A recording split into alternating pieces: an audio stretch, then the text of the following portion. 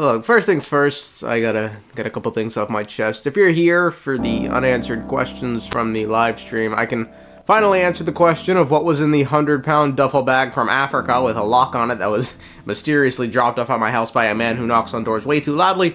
And the answer is powder. I should probably word that better. It was a bag full of spices from Africa for my parents. Next up, yes, I get it. We heard 4 police sirens over the course of the live stream, topping the high of 3 police sirens from 2 weeks ago. This does not mean I live in nod-krai. Guys, I live in the city, and that cathartic melody simply means justice is being dispensed. So, how can I live in a dangerous area if I'm always hearing the theme song of the good guys? And finally, I did not crash out and rage quit the stream. I simply ended it with haste due to rising anger, which leads me to my next point. Dumbass math questions are not banned, bro. Y'all niggas are pissing me off with that shit, bro. If you look at this, and after all this time, if you look at this question, and you still come up with any answer other than 9 minutes, then I don't know what to tell you, bro. Y'all had me in the stream, just sounding like a painter, bro. Just 9. Like, dog, I don't know what to tell you other than imagine how great your life would have been if your parents weren't related. You webbed-footed, sea-dwelling monster freaks. The one positive to come out of all this, however, is we got the learning tag auto-assigned by YouTube for the stream, which I'm pretty sure was because of the math question. Either that or it was because of Burst Logic and Simpleton arguing about the Bible for about half an hour in chat. So, you know, we have been anointed by the YouTube overlords as educators. Let me educate then. Is the Tsarista, the Cryo Archon, actually a god? Now, prior to Notlon, I'd already had my suspicions, mainly because why would a high-ranking khaneriahn like Pierro, and now we know the captain, follow her if it was the gods that laid siege to Khaneriah? Later events unfolded just as you remember. It was all destroyed by gods. And what's more, Pierro says himself the aim of the Fatui in this whole war against the divine is to seize authority from who?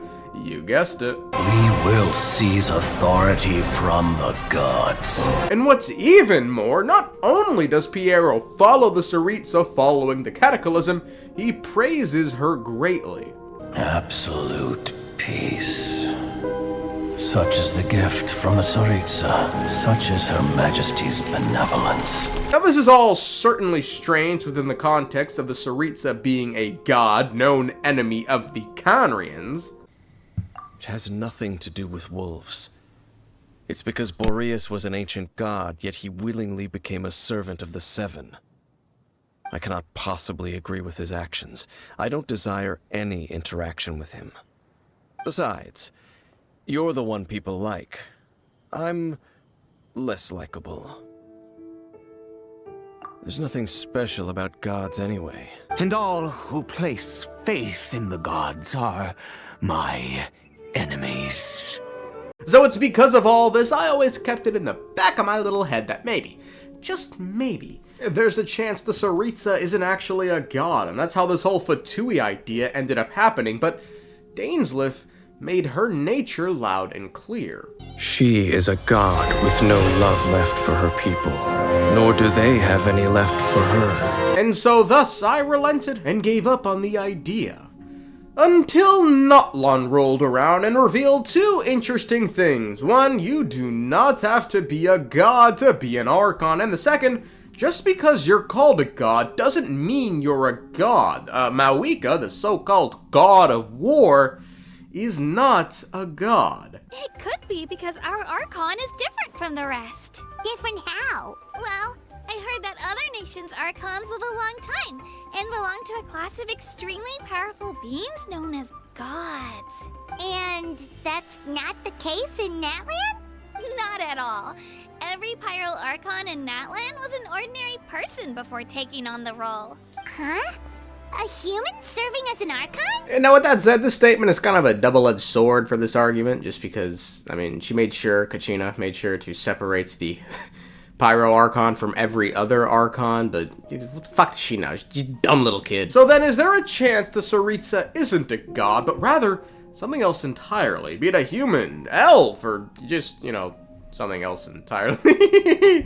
I'm not sure. Although, let me ask, should it even matter? If you're Pierro or any other khaneriahn following her like the captain, does the distinction of the Archon's race even matter in your prejudiced eyes? Shouldn't the fact that they are an Archon matter supersede their race? You can't choose your race, but you can choose your position. She chose to become an Archon and side with the heavenly principles, and as the greater lord informed us, every Archon except for Rukkhadevata was summoned to Khanriah the day of the Cataclysm. At that time, the 7 were all summoned to the nation of Khanriah.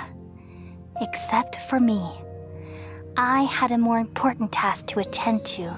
We know the Tsarista had some life-altering experience unique only to her during the Cataclysm, you know, something that had little to no effect on Venti or Morax, had a little more of an effect on Raiden A, who lost her sister and close friends, but still came out of it, you know, pretty decently well, only cutting ties with Celestia, but not this bitch.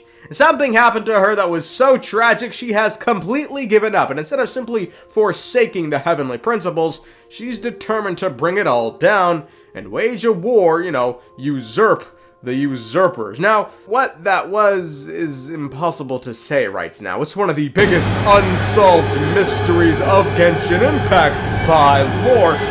And for those reasoning this is a different Cryo Archon than before the Cataclysm, I mean, we do know that thanks to Zhongli, the current Cryo Archon is not the same one as the one who came out on top during the Archon War.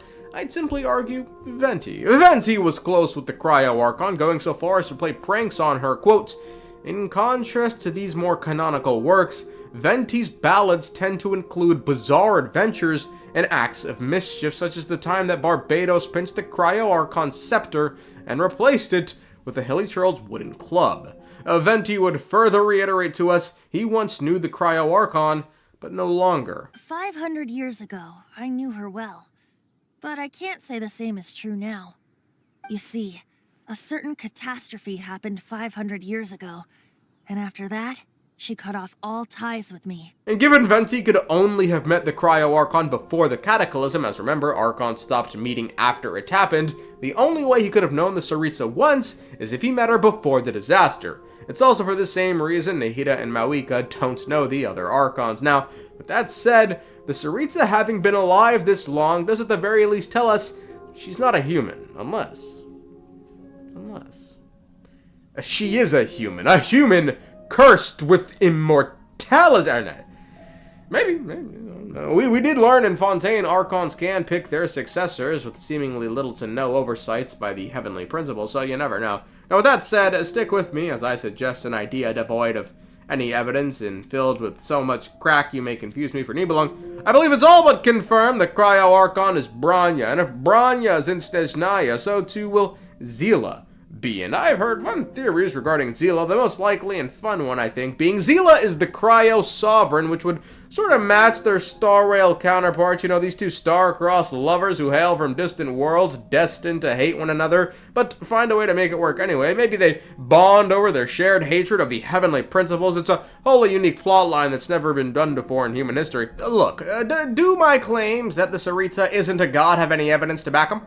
And now, but given the context in which the Tsarista exists, you know, leading the Fatui against the divine, the Fatui existing of people who hate the gods, ergo the khaneriahns, I believe there could be a way. When there's a will, there's a way, folks.